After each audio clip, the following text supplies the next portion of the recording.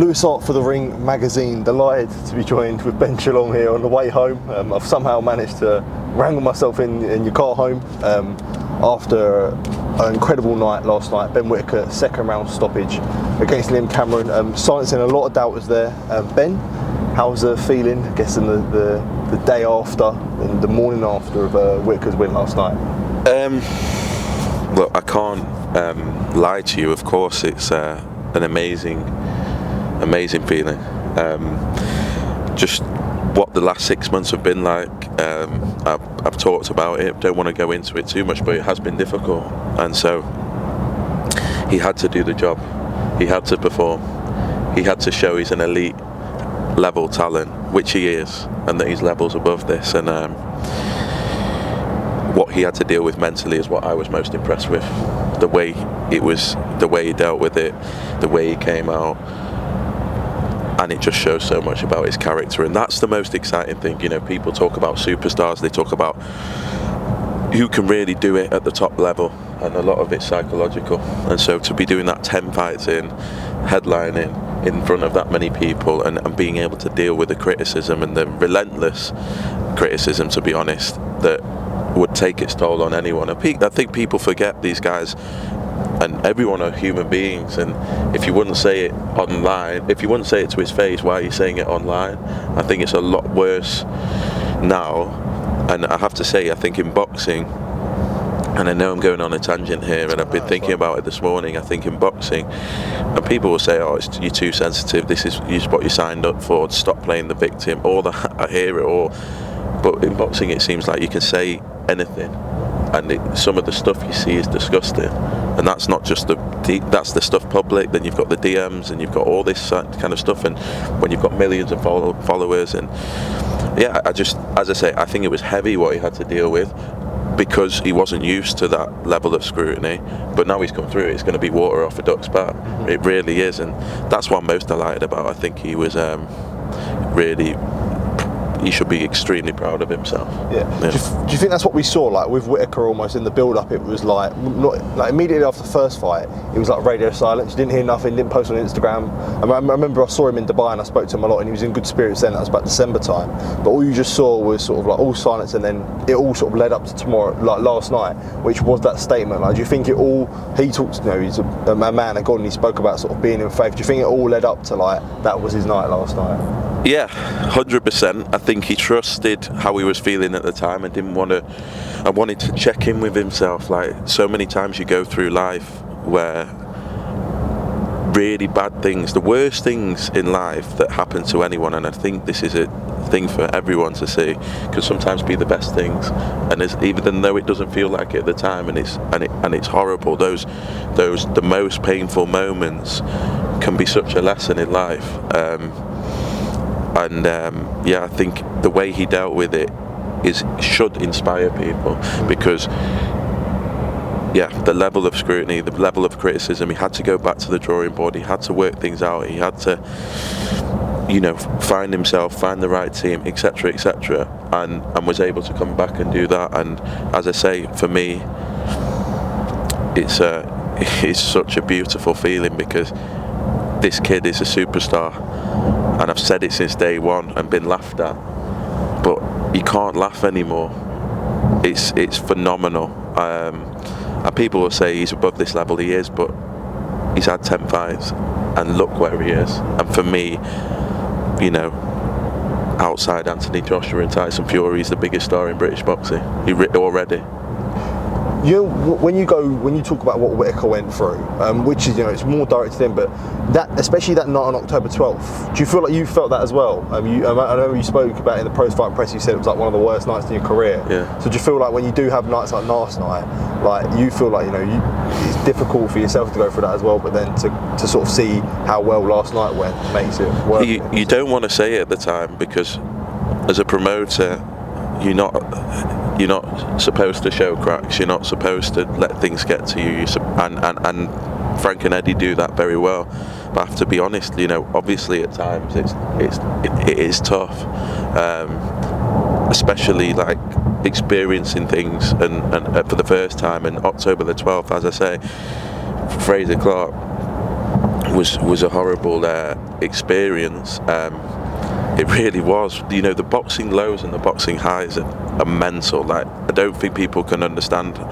You know, in other walks of life, I don't think you experience this level of high, this level of low, and your family can see it, and the fighters, you know, are experiencing it. But as I say, yeah, October 12th was a really tough night because of what happened with Fraser and Ben, and so for both of them last night, with Fraser Clark, to see him back in the ring, it was almost a miracle, and to look so strong and so right, and to see it, all the demons leave him was special, and Ben as well. So for us as a night, for the business, for everyone involved, but particularly for those two, I couldn't be happier.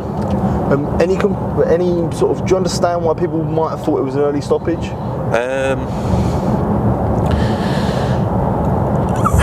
I'll have to watch it back. From where I was at ringside, it was over. Yeah. He was gone, and I think he couldn't even speak to Liam. I spoke to Liam afterwards, and he had a perforated eardrum, and he could hardly hear out of one side. And when that goes, your balance is all off and everything. I think he was completely gone, and it could have been painful to watch in the end. So I think the referee did the right thing, I have to say, and I'm delighted for Liam. He got 2 big paydays. I think he was class throughout, and he really was the underdog, and people fell in love with the underdog story, and we needed it. So not an early stoppage for me, and I think, as I say, at ringside you could see his eyes, and you could see he was gone. Yeah, I wanted to address immediately after the stoppage a lot of sort of talk online. Obviously, stops him, Cameron runs over to Cameron's corner and sort of says, like, puts his head over the ropes to Grant Smith. A lot of people saying, look, he spat at Grant Smith, which, you know, Grant says denied that. Yeah. What was your sort of thoughts on that situation? Do you understand people's claims of calling it sort of a lack of class and classless? I have to say, I think the build-up, and I know it's a fight, I think that's been pretty unsavoury, and the things being directed to him as a fighter from professionals that aren't fighters, about who he is as a person, about his heart, about wheelchairs, about this and about that. You know, if you notice, we never direct anything at the fighter. We'll never say, we try and avoid going too far in on those sort of things, and yeah, I thought he had to deal with a lot, and that was classless in the build-up.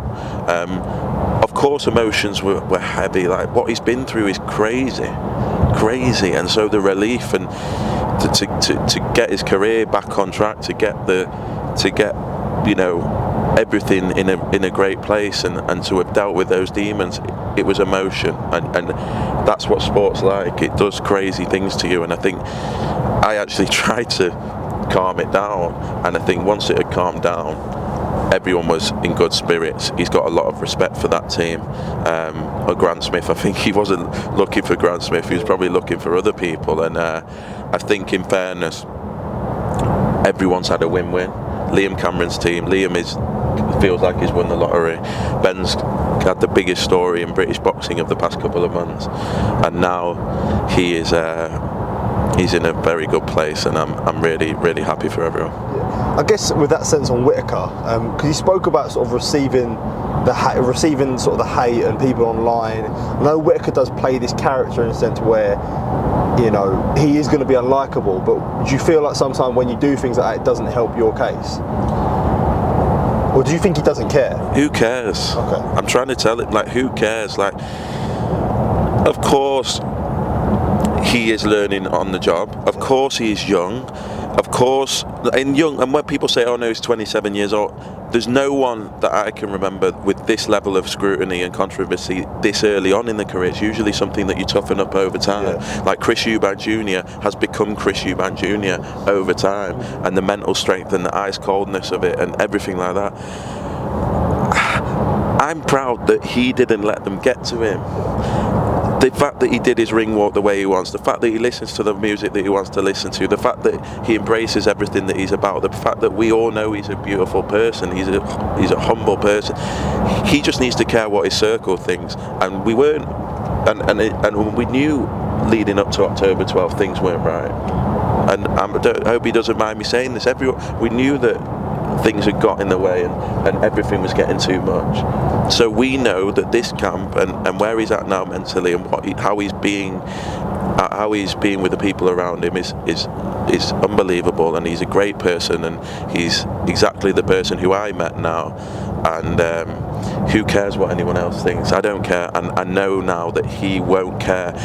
He can care less now, because what he's gone through, the pressure, everyone wanted him to lose. Everyone wanted him to fail. They wanted him to collapse. They wanted him to forget who he was. They wanted him to question his belief. They wanted him to lose his soul and become unconfident, and he didn't, and that is amazing. And he now can look forward to one of the best careers I think we're going to see in British boxing. Eaton said in an interview with Box Nation that you laughed in his face. Interviews with Box Nation are not interviews, are they? So what do you mean? Say that again. So Eaton said, he said in an interview with Box Nation that they're not interviews. Yeah, okay, so he said in a public on a video on Box Nation, he said that you laughed in his face. No, and that's listen, so he said he saw red, and obviously there was an altercation ringside after the stoppage. God knows how Lee Eaton would have reacted had Liam Cameron won. The stuff in the build-up, as I say, all is fair, but it was, for me, over the top. They did embarrass me. They did. And at times I felt like it was too much.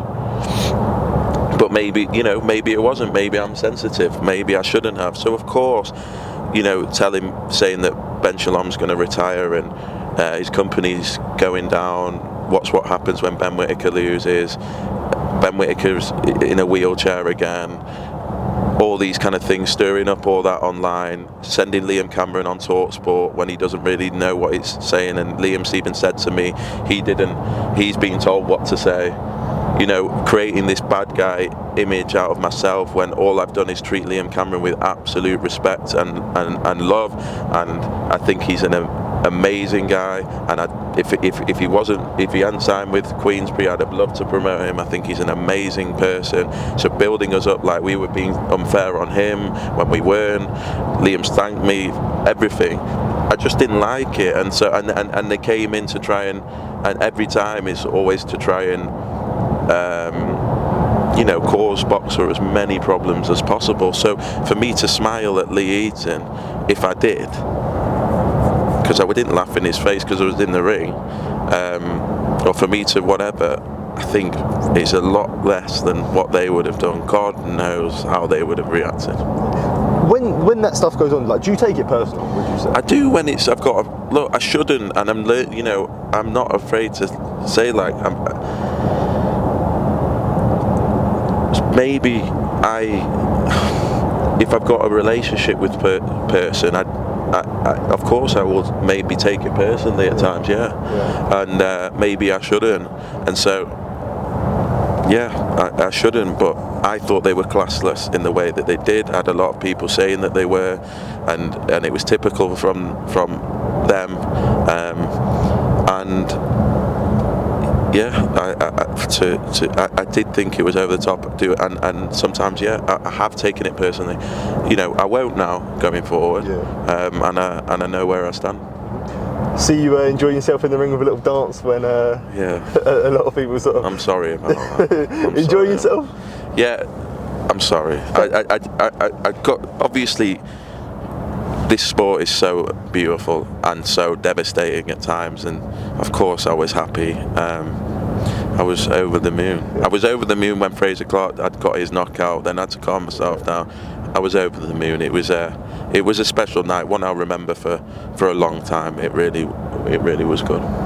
Now, the obvious question is, what's next for Whittaker? I know it's the day after. A lot of people sort of linking him to other domestic heavyweight fights. Light heavyweight fights. So it's not that heavy. I guess would you look at the likes of Louis Edmondson, who's the British champion, Willie Hutchinson, Adam Azim, them sort of names would be the ideal step up? Yeah, look, there's a lot of good names for him, a lot of big fights, a lot of people are going to want to fight him for the payday. He is the star now by some distance.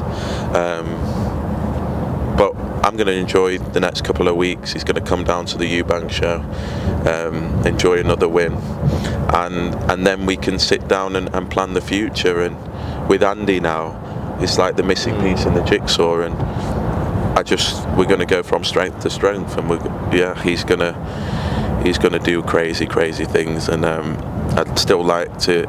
There's so much to accomplish, but maybe in the next couple of weeks we'll look at what's next. Yeah, last couple before I do wrap up. Just on the undercard as well, Fraser Clark back with a win. Eggington and Cutler probably didn't live up to the expectation that we thought it would. Denny with back in the win column. So I guess sort of your overall thoughts. Yeah, great night. Obviously, as you said, Cutler and Eggington wasn't a classic. Stopped early, felt for Lee because he always does come on strong in fights. You saw with the Stevie McKenna fight, he's a fit, strong bull, really. But Sam Eggington is a wily old fox now, and an experienced fighter, and he deserved to win. So I'm delighted for Sam, and Sam's going to be in some. Well, hopefully we can get him a really big fight now, and he deserves it. To see him back, it's crazy. I saw online, 31 years old. I was watching him in my pajamas when I was I don't even know, I can't even remember. Like, it's crazy. So, God, it's crazy. Like, if you think when Prize Fighter was. So to see him back, get a win is amazing. Lee Cutler will be back, fan friendly, and deserves another opportunity after what happened. So, good fight. Tyler Denny, my boy, amazing to see him back. Great fighter, dealt with Elvis really well, entertaining from start to finish. Again, he just needs a big fight now, straight in. Fraser Clark, for me, probably even the best thing about last night was Fraser Clark. Just to see how emotional his partner was as well, because she's been through a lot. Watching Fraser after Fabio was difficult for everyone, so just an amazing feeling. The ups and downs of this sport is just mental, and I thought Bradley Goldsmith, I just want to say, punched himself out. He'll learn from that. He's such a nice lad, so he'll be back. Elliot Wells is a really classy operator, so to take Lucas Ballingall on that notice in his first fight with us was big. I think he can be a problem for the division. Fair play to Lucas as well. So great night, great atmosphere. We'll be back in the Midlands with Fraser and Ben. Those two can sell. Like, Fraser is so popular, it's unbelievable. Like, the tickets he can do, and it was a great night. Mark Jeffs as well. I wanted to just, I guess there was a few people made comments online about him sort of opening up the bill on a 6th rounder. But I guess just clearing that up for yourself, he's getting married. He's getting married next week. He wanted look, let's be honest, he's got to pay for a wedding. We care about Mark. We needed to get him a little fight, a little payday, because he's got a big fight in June before his wedding. I'm sure he understands that, and he's got a big fight in June, and then we know what fight he wants. So Mark's a great guy, and you're right, in his career, remember, he's not been with us a long time. In his career, he hasn't had that break. He hasn't. He's an unbelievable fighter, a quality fighter, one that sells a huge amount of tickets as well, and he's a problem in that division, and he's going to be some big fights over the next 12 months, and let's see what happens. Brilliant. Final one from myself. Dalton Smith and Adam Azim crossed paths yesterday. I know you put out a tweet, and I did actually reply to the tweet, but Dalton Smith, in an interview with Boxing Social, he said Ben Shalom's an arsehole.